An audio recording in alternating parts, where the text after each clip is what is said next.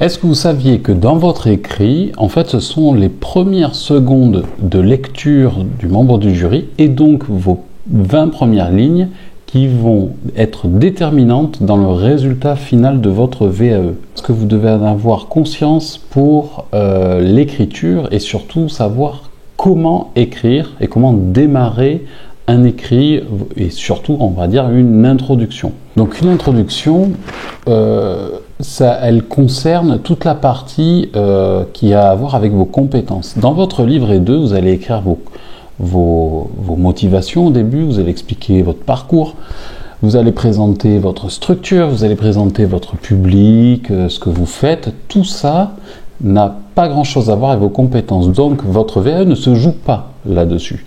Il faut le faire, c'est une question obligatoire par laquelle vous devez passer dans l'écriture de tout ça, mais vous ne révélez pas dans ces endroits-là vos compétences. Vous allez les révéler au moment de l'écriture de vos situations de travail. Et donc, c'est dans ces écrits-là où vous allez, et je vous le conseille, commencer en général par une introduction. L'introduction, elle va servir à, justement, comme son nom l'indique, à introduire le sujet que vous voulez traiter. Et puis, elle va en fait véhiculer tout un tas de choses qui vont être utiles pour la suite de votre écrit et puis surtout pour faire apparaître vos compétences. C'est la première étape et c'est pour ça qu'elle est essentielle parce que le lecteur, le membre de jury va vous découvrir par cette partie-là. C'est ici que tout va commencer dans son idée qui va se faire de vous, de vos compétences. Donc vous avez tout intérêt à soigner cette partie-là. Et pour ça, justement, il existe des techniques, il existe, on va dire, on l'a vu à l'école, ce genre de choses, comment construire une introduction, et c'est la chose la plus assez bateau.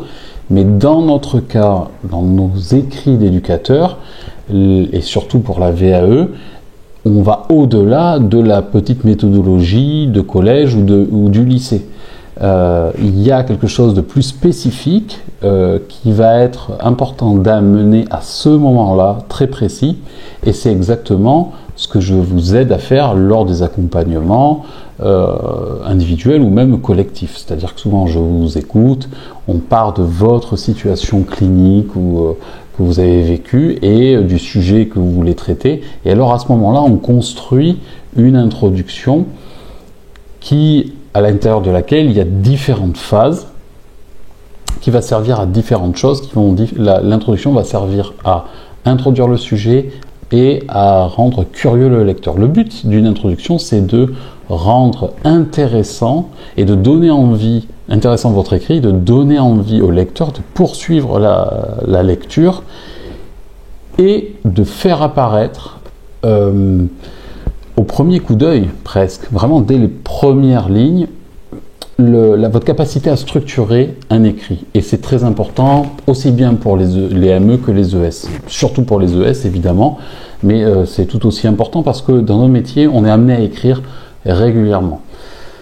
Donc, dans l'introduction, le lecteur vous découvre et a l'occasion de découvrir vos compétences à travers cette partie-là.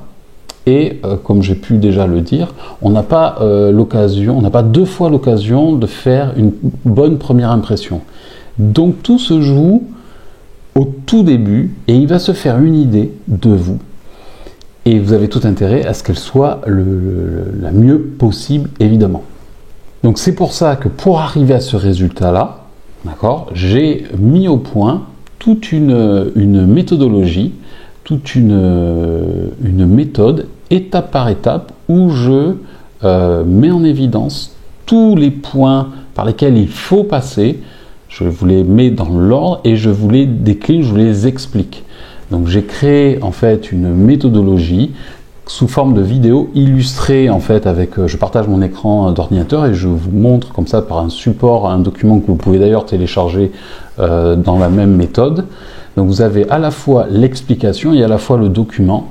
Donc c'est ensemble, les deux vous servent ensemble, puisque je vous explique oralement, je m'adresse à vous directement, et je vous décompose une bonne introduction, par quelle phase il faut passer, comment on rentre en matière, comment on approfondit, comment on rentre un peu plus loin dans le sujet, un peu plus spécifique.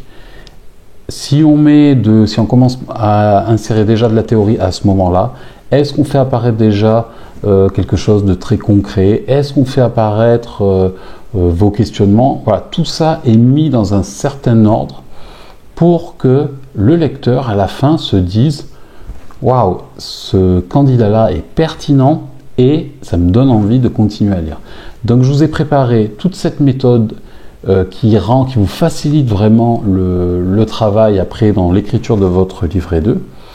Et si vous êtes intéressé pour l'obtenir, tout est en description ici.